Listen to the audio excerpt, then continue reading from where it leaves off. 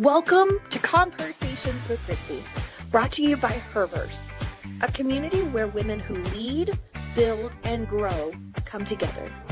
This is a space for real, unscripted conversations with bold leaders who are creating impact.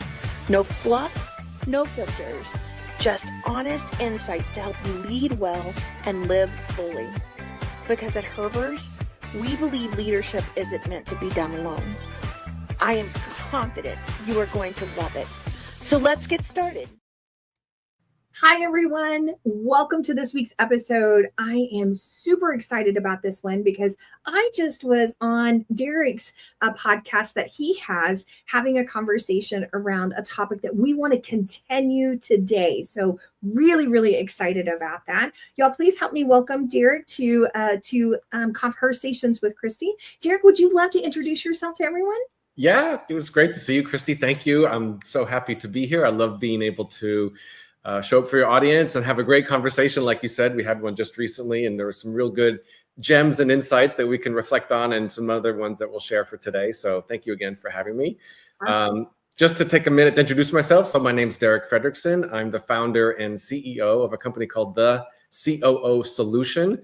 We offer second in command fractional support for companies that are scaling.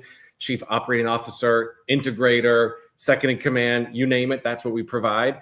I've been doing COO work for 15 years and then recently launched the COO solution within the last year. And we serve mostly women entrepreneurs, and most of my team are actually women fractional COOs, which is interesting, nothing by intent, but that's the way it's been built. And then on a personal level, I live actually in Paris, France. I've been living here abroad in France for 9 years. That could be a whole other podcast episode as to why I'm here, but the idea was to be here for 1 year, and here we are 9 years later, and really enjoy living here in France and enjoying the culture and being in Europe. And a little bit about me. So excited to dive in. Oh, I'm super excited. And yes, one of these days, we're definitely going to have to talk about that, how you ended up in France. Yeah, for sure. Well, I love, Derek, when I was on your podcast and we were having, this conversation, we really kind of, we started a beautiful conversation around like honoring who you truly are. And I'd love to kind of continue that and actually be able to put you in the hot seat and talk about it this time. Yeah. So what does honoring who you truly are, like, what does that mean to you?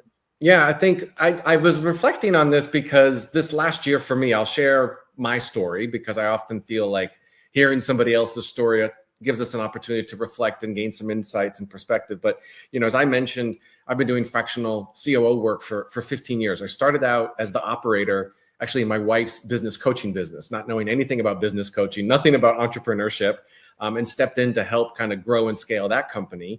And I really enjoyed being the second in command, behind the scenes, not in the spotlight, not really getting the front stage, if you will, and enjoyed immensely the operator work that I was doing, and then continued to provide that fractionally for a handful of other clients. And again, really felt that, this is my sweet spot. This is my lane. This is my zone of genius. I'm wired for this. I have my strengths are in this area of basically running other people's companies so that they can achieve their goals and have great success.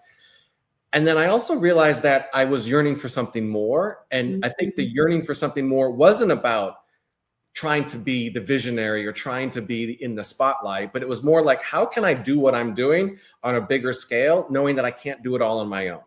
And so my journey was kind of in this transition from being the operator of other people's businesses and kind of taking that hat off and then stepping into a CEO role where I launched my own company, and I've been building my team and basically doing for myself and my own company what I was doing for other clients that I had been working with. And this journey of transformation has allowed me to reflect that, everybody's on their own path, and wherever that path may lead you to, two things I'd like to say. Number one, it doesn't always have to be at an ending point. There could always be another level, another step, and they may not be clear, or it may be clear. And if you're approaching that and reflecting what the next step might be, it's okay to be a bit scared. It's okay to be a bit uncertain about what that is, but play with it. Like, kind of explore what that could look like, because that's exciting. You're kind of stepping into a bigger future version of yourself that you may not be aware of.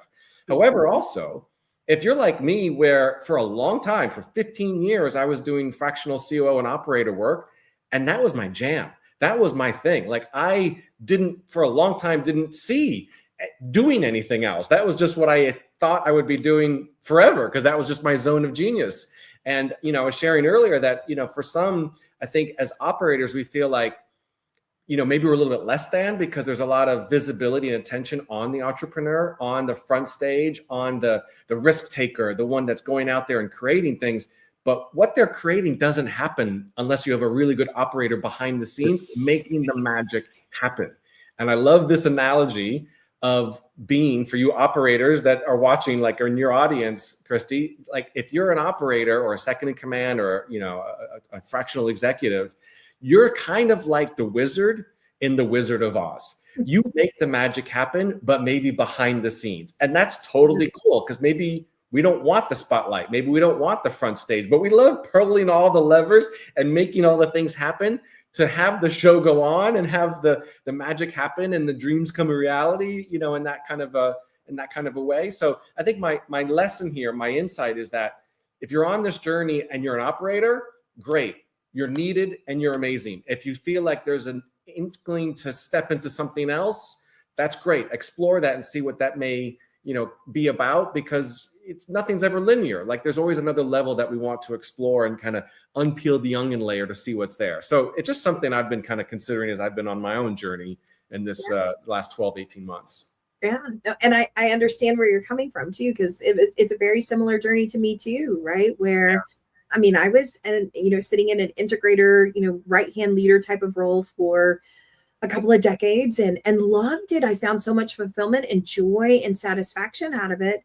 But then, things started to change. And as ConvHER started to grow, I realized, wow, I really have a knack for this other thing too. And it kind of fell into my lap, right? It wasn't one of those things I sought out. But it's an amazing journey to be on. And I want to reiterate what you're saying though, is if you are sitting in that COO, that integrator, listen, insert plethora of titles, because we love to use all of them in this role. If you're sitting in that and you're thinking I'm less than, or haven't met my pinnacle of success, but yet it's the role where you're like, I love doing this. I find joy out of this. I find energy out of this. I get fulfillment out of this. Like, I know this is my purpose in life. Then, my friend, I hope you heard what Derek said. And I want to just say it again. That's fantastic. And that does mean you have met your pinnacle of success. Keep growing and getting absolutely amazing at being that second in command, that right-hand leader. Again, whatever title you may use in that role. It is so needed. I've learned this, and I'll tell a story that I think can really capture this for your audience. And it's so needed, because for every 10 entrepreneurs, there's one second in command or an operator that makes it happen. So we are very needed. We are the unicorn. We are that like magic dust that makes it happen. And I'll share this story because it really was a pivotal moment for me where I understood what I just shared to its core. I was in a mastermind. This is back when we lived in the US. This is 15 years ago. I was in a mastermind with some pretty well-known entrepreneurs and thought leaders in the, I would say, internet marketing, business coaching space. And we were out to dinner after the mastermind and kind of sitting around the table. And they were sharing ideas and talking about, we could do this and we could do that. And that's what visionaries do. They ideate. They should be ideating all of the time with an operator that can catch the ideas and make them happen. And I was sitting there kind of feeling a bit like fraud. Like I'm not at that. I don't think like that. I'm a think, then I talk, as opposed to I talk and then I think about it, right? Like somebody who's a high risk taker, like they're going to make the decision and throw out the idea, and then they'll kind of figure out how to do it. Sometimes we need to figure out how we're going to do it, and then we'll make the decision on taking that action. And I was sitting there and feeling like, I don't know if this is my jam. Like I'm not really feeling like I belong in this discussion of coming up with all these crazy ideas and everything else. And I remember sharing it to the person that was running the mastermind kind of privately. And he said, I want to say something. And we were finishing up the dinner. And he said, you know what's great about having Derek at this conversation is that if there wasn't a person like a Derek at this conversation, all of the rest of us would pick up, we would leave this dinner conversation and nothing would get done. all of the ideas would be left there on the table. But for people like a Derek and people like in your community, Kristie, we are the makers of those decisions. We are the ones that make that happen. I always say the job of the visionary is to make it up. You have a team and a process to make it recur. Our role is that we make it real. We make it happen and just really crave that ability to initiate and make things reality from something that's just an idea. And also getting on what I love about your community is a community of people that kind of band together to support that. So I thought I'd just share that story because it just, I think, crystallizes that type of, situation. Yeah. Thank you for sharing that story because you're so right. And that's why I just have a strong, I want people to hear this message that if you're hearing from the external world that you're not good enough or you haven't met pinnacle of success because you're not the business owner or you're not the CEO or you're not insert plethora of titles, again, that's their definition of success. Yeah.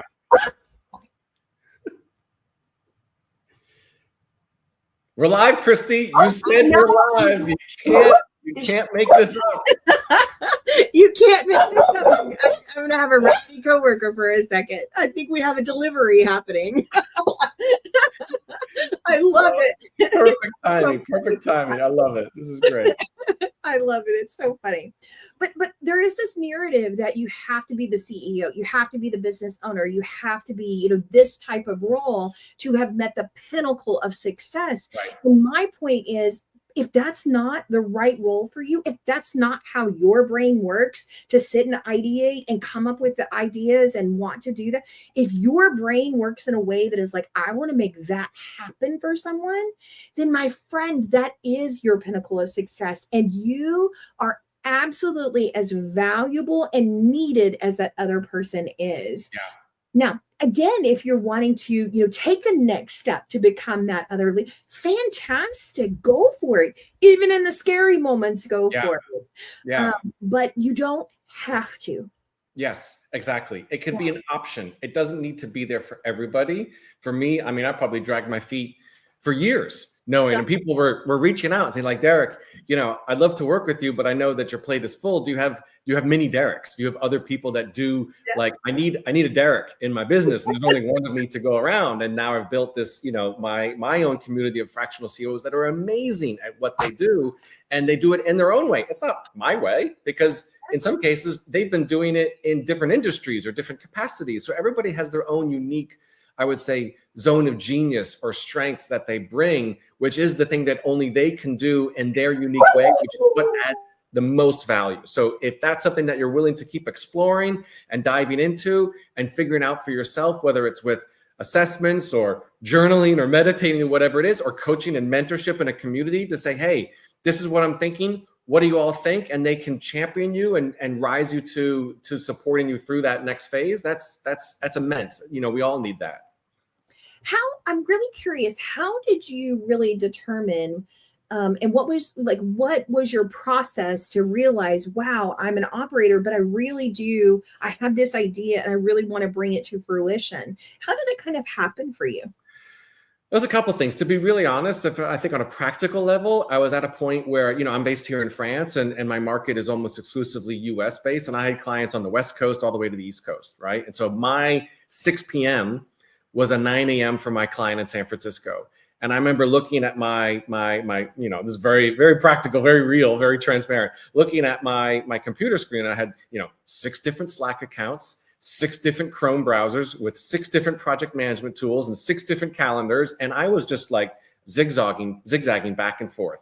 I was a huge and still big believer in asynchronous communication, right? So using tools like Asana, Slack, Loom, etc.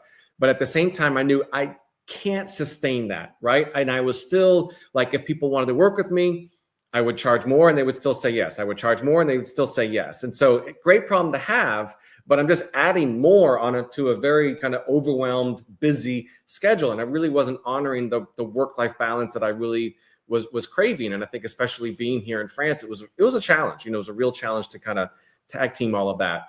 And so I think the other kind of motivator was that I knew that there were more companies out there that needed what I had, and I didn't need to be the sole solution provider. There are people that we all well and know that are in your community that are out there that are the dime a dozen. They're the 1 to the 10, one operator to 10 entrepreneurs.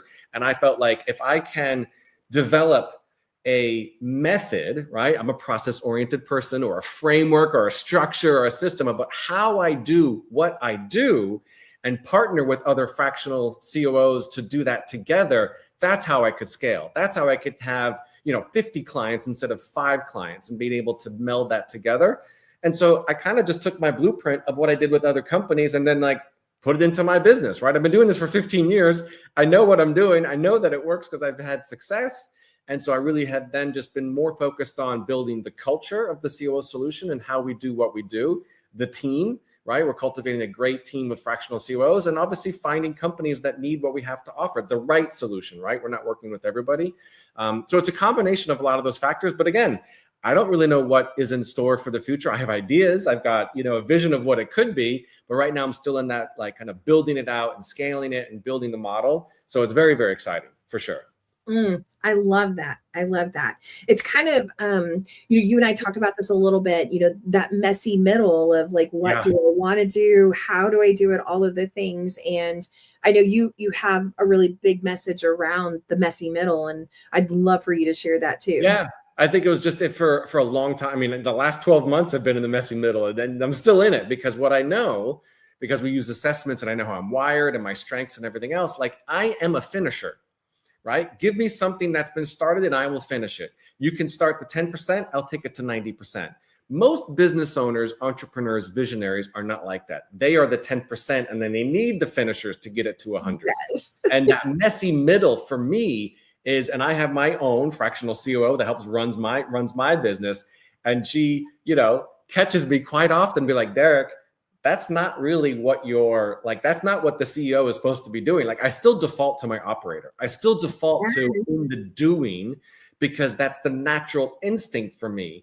And so I need support. I need coaching to kind of, when I'm in that messy middle, I could go and execute on those projects and develop those plans and run all those team meetings, but it doesn't mean that I should be. Right. And this is something that we share with a lot of our clients. Just because you could be doing something doesn't mean you should be doing something. You could be doing everything in your business, but you shouldn't be. Right. You could be doing all of the marketing on your own, but you shouldn't be. You should be doing the marketing that really lights you up. Right. As an example. So the messy middle is really just an awareness of where you're feeling. It's a feeling thing here. It's not a logic thing that you can, kind of rationalize up here. And I'm a rational type guy, so I live here. So sometimes I have to really honor that what I'm feeling here is not in alignment. I'm in this messy middle. Okay, It's because I'm just showing up to be the operator. It's because maybe I'm not following the process. Maybe I'm not being systematic enough of what I should be doing. So I feel the need to step in and kind of implement and execute, where I really need to step back and honor that that's not in my business the thing that's going to exponentially grow it. And everybody experiences messy middles. Just be aware of it and be like, okay, I'm working through it. It's totally fine. Or maybe there's some decisions I can make to get out of the messy middle and feel more in alignment of where I want to be going and who I really am. Yeah. Well, and I will tell you, part of my messy middle too was transitioning from Integrator for 20 years and now sitting in a visionary CEO owner seat. Part of that messy middle for me was just habit. Yeah. I am used to waking up, having my integrator brain that is ready to do certain things. And so I had to break that habit of the last 15 to 20 years. And now I've got a new set of responsibilities. I've got a new set of things that need my attention. And oh, by the way, my messy middle brain is like, but what about all these other things? And but I have to trust my integrator that's in place and making sure, I'm following up with her and making sure she has the support that she needs to do her job so that I can do mine. Of course. Yeah. And we're not there to I'm sorry, go ahead. It's hard to break that, right? Yeah, it's hard to break that. And I don't want to step in and kind of dictate how we should be running our business, because that's not my role. That's the role of the integrator. It was interesting. I was at this mastermind last week with other CEOs and visionaries and entrepreneurs. And again, I had a little bit of that identity complex. I'm not like them in some ways, but I'm okay with that. I acknowledge the messy middle and I'm okay with it. one of the things that I shared, I was getting some really raw feedback from the group, which is why you're in a mastermind, to get that type of feedback and support and coaching and pushing you in the way that maybe you wouldn't push yourself on your own. One of the observations that another member shared, and it was a little hard to hear. It kind of hit right here. He said, Derek, you haven't really fully embraced your CEO role yet. And I was like, what do you mean? Like, can you share more about that? And he's like, because what you're describing and what you're looking for support on are operational things. Like, if you're a CEO and you're really looking at your vision and where you want to be, and one of the questions they asked, he said, what's your 10-3 1-year plan? And I said, I don't have a 10-3 1-year plan. I have a 90-day plan because that's how I kind of run my business. And I have an idea, but it's just an idea. And he's like, no. One of your homework assignments to really embrace the role of a CEO is to flesh out your 10-3 1-year plan. And I mean, like, crystal clear to, like, how many clients, how much revenue, profit, all of that. Like, how do you know what to do now if you don't know where you want to be in 1, 3, or 10 years? And the further you stretch that out and then reverse engineer, one, it gives you tremendous confidence and clarity and excitement, but then it gives you the kind of motivation to do those things because you know where you're going. He said, what is your North Star? Figure out your North Star and then work backwards. And so I think that's relevant for whether you're a visionary or an entrepreneur, or you're an operator working with your clients and asking them, what is their North Star? How can I help them clarify what that is and then be able to bring the magic to make that happen? So I thought that was pretty insightful as well. Yeah. I love that. Because we talk about that a lot, inside of our community as, right-hand leaders, as that integrator COO, we are doing that for the business. Right. We very naturally, we put, our business plans together and VTOs and, all of the things. But Derek, I will tell you one thing that we've been doing as a community for the last couple of years is also putting those plans together for our personal lives too. Yes. Yeah. Huge. It's a game changer. And I think when we first started this process of entering what we call personal vision planning, we recognized, wow, like the integrators are like, we are really great at doing that for others, but we have not done it for ourselves yet. Of course. Yeah.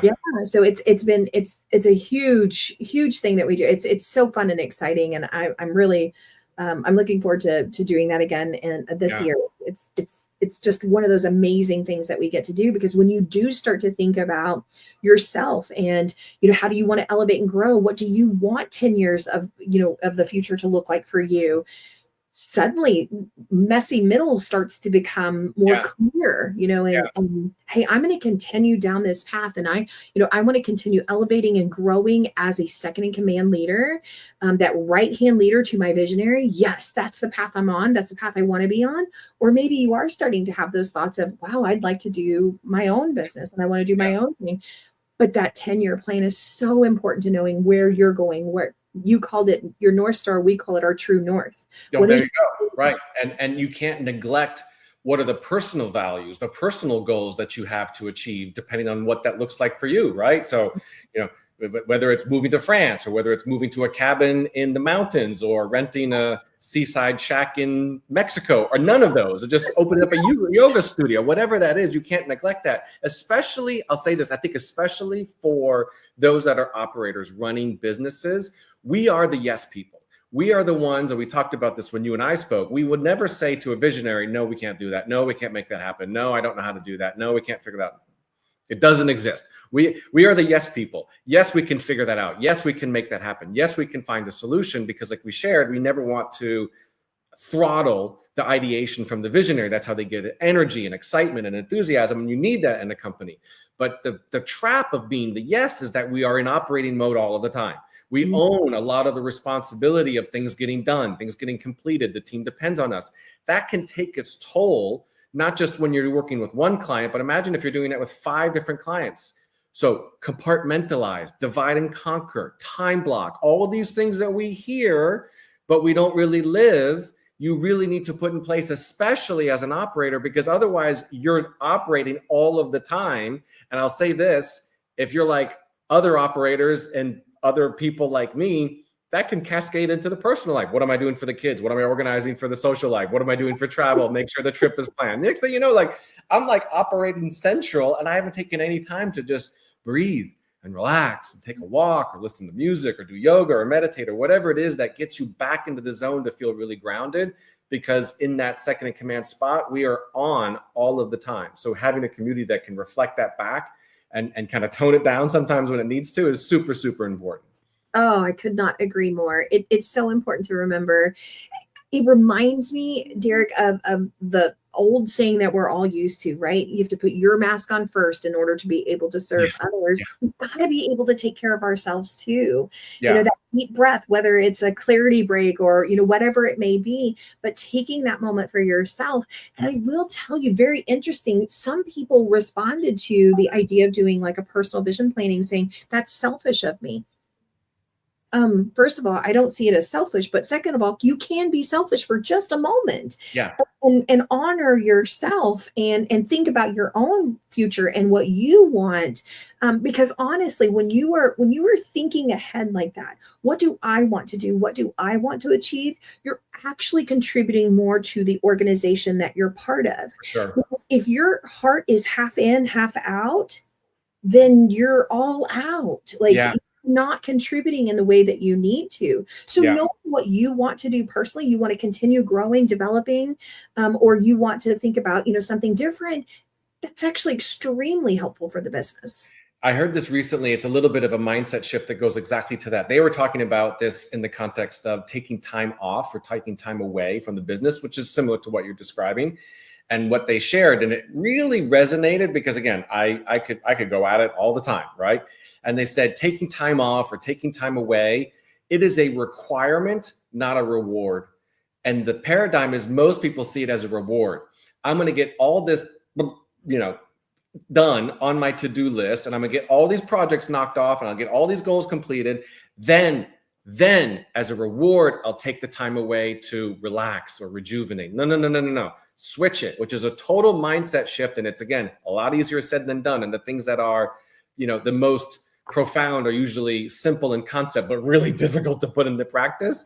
See that as a requirement, not as a reward, because the requirement is that in order for you to be your best self on a personal level, on a professional level, with your clients, with your community, with your peers, you need to be able to honor that and selfishly claim that, as opposed to, I'll get to it later when I have time, and usually later equals never.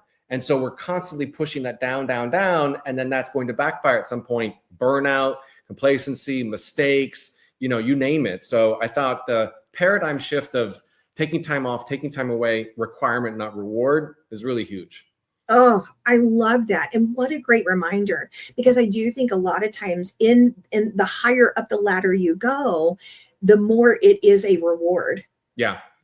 Right. And exactly. So that's a beautiful reminder that taking time off and taking care of yourself is not a reward. It's a requirement. We need to do that. For sure. And figure out what that is for you. Again, it could be totally different, right? Whatever it is that fuels you back up, gives you energy, gives you motivation, gives you ideas, but also sometimes like go take a nap.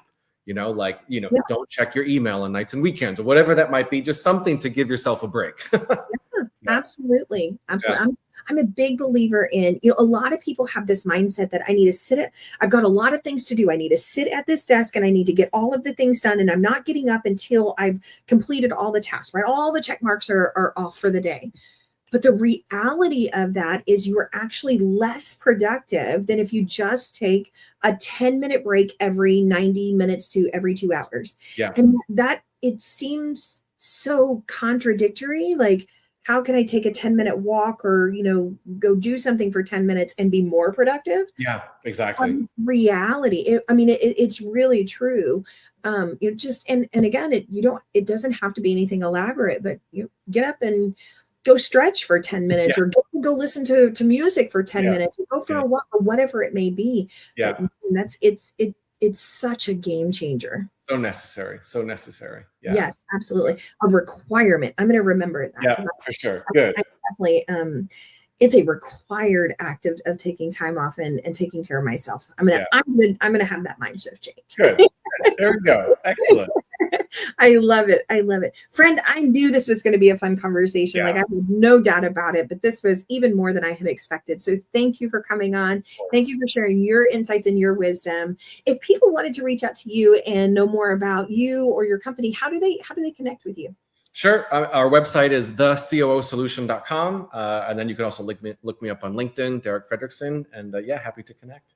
Absolutely. Well, friend, you know how I love to end my conversations Yes. with honor, empower, and inspire. And if this is your first time watching or listening into the podcast, the honor for me is really truly thinking about a woman of a past generation, someone that had made a significant impact on your life, or maybe just a historical figure that you really truly admire and look up to. So, Derek, I would love to know, who is the person you would love to honor? So this was interesting for me. I'm gonna share. I'm not gonna give a name, if that's okay. I'm going to give the symbol of what it represents, and it's something that happened just recently, and some of you might have experienced this as well. So I live in France. I live in Paris, and so as some of you know, last summer Paris hosted the Summer Olympics. And if you watch the opening ceremony, there were two things that stood out. One, it poured rain the entire evening, which really made it a complete bummer, but Parisians and the French and everybody prevailed. It was an amazing, performance and show and everything else. And it was also done on the Seine River. The Seine River is the river that cuts through the city of Paris. And it really is this iconic international symbol, not just for Paris and for France, but really for the world. And they did the opening ceremony on the river. So it was something that had never been done before. There was one moment in the opening ceremony where, if you know anything about France, there's a little bit of a French culture lesson. Their motto is what's known as égalité, liberté, fraternité, which means equality, liberty, freedom, and fraternity, which is kind of like brotherhood, right? The French did something very different. There was a moment during the opening ceremony where they had statues rise from the water in the Seine River of women, famous French women that were business leaders, politicians, authors, thought leaders, that they were honoring to kind of put the French motto of the fraternity a little bit upside down for the women as like sorority, right? Fraternity, sorority. And it was really this kind of moment of symbolizing and honoring the women who had made significant accomplishments or discoveries, or like paved the way of what France is very much today, which is a very, I would say, kind of a female centric, like a very women, female empowered country. And it was a way to honor that. So I don't have a specific name in this moment. I just remember the statues coming up and they would say, this woman founded this woman created this woman wrote this book that paved the way for future women. I thought that was incredible. So that's who I honor, is just that story and that experience that I was watching. I love that. What a unique way to honor. Yeah. That's really, really neat. I'm going to have to go back and watch it too, because for sure. Yeah, I'm trying to remember who all they mentioned. Yeah, it may have been something that they only showed in the French version of the opening ceremony, because I know the US version, they cut some things out for whatever reason, but maybe time, restriction. But yeah, you can see it on YouTube or something, I'm sure. Yeah, I love that. Thank you for sharing that. Of course. What about empower? Empower is really truly thinking of a woman in today's generation, a woman who is in business or in leadership today that either you hope to empower or that empowers you to be your absolute most. Sure. This is so easy. This is a slam dunk. And I say this because I've been working with her on and off for now 17 years, and it is my wife. My wife, Fabienne Frederickson, she is, when I started out doing operator work, it was in her business coaching business. We've been working together for 17 years. I know a lot of people are like, I could never work with my partner, my husband, my wife. We did. We made it happen. It was not all peaches and roses. We had to figure a lot of things out in the beginning in terms of visionary, integrator, front stage, backstage. But I wouldn't be here today doing what I am doing if it wasn't because of Fabienne. I mean, she empowered me, she championed me, she supported me, she encouraged me in all of the things that I had been doing, and really, kind of lovingly put me out to step into a future bigger version of myself that perhaps I wasn't able to see. So I that's why I said it's a slam dunk, because without her, I wouldn't be who I am, and I definitely wouldn't be where I am today. Oh, I love that. What a beautiful way to recognize her. Thank you. Yeah. Absolutely. And then last but not least is inspire. Who is a woman of a future generation that you hope to inspire? That's easy as well. That would be my daughter, Claire. So Claire is 22, graduated from university last year, living in London. She actually does marketing for my company and for and my wife's company, as well as some of the clients of my company as well. She does social media and copywriting and video editing and everything else. She's brilliant. And I think just, I've had these opportunities to share conversations with her, kind of like what we're talking about today, being in the messy middle. Is this something that you want to be doing for the rest of your life? If not, that's okay. If so, that's fine too. Maybe just for now. You don't have to have it all figured out. Sometimes we don't even have it all figured out, and she's only 22. In terms of how do we model that and inspire somebody to take risks, to really step into who they feel they really are, getting support from others and seeking advice from those that have been on that journey. I really enjoy being that like kind of father figure role model to my daughter as she's embarking on her professional and personal journey. So it's definitely my daughter, Claire. Oh, I love that. I love that you honored both your wife and your daughter. That's absolutely beautiful. Well, thank you for that. Again, I knew this was going to be a fun conversation. I knew we were going to have a great time, but I just again want to thank you for coming, sharing your wisdom, and hopefully there was definitely some really great nuggets of wisdom that was shared, and I hope you as well enjoyed it. Y'all, let's give a great big hand to Derek, and I will have the pleasure of getting to see you again next week. Y'all have a good one. Thank you so much for tuning in to this episode of ConvHERsations with Kristie. I hope you're walking away with a few nuggets of inspiration, maybe a new perspective, or just a reminder that you're not alone in your leadership journey. If this episode resonated with you, share it with a friend, drop us a comment, or tag us with your favorite takeaway. And don't forget to subscribe so you never miss an episode. Until next time, keep showing up, keep leading with heart, and keep building the kind of life and leadership that feels true to you. I'll see you in the next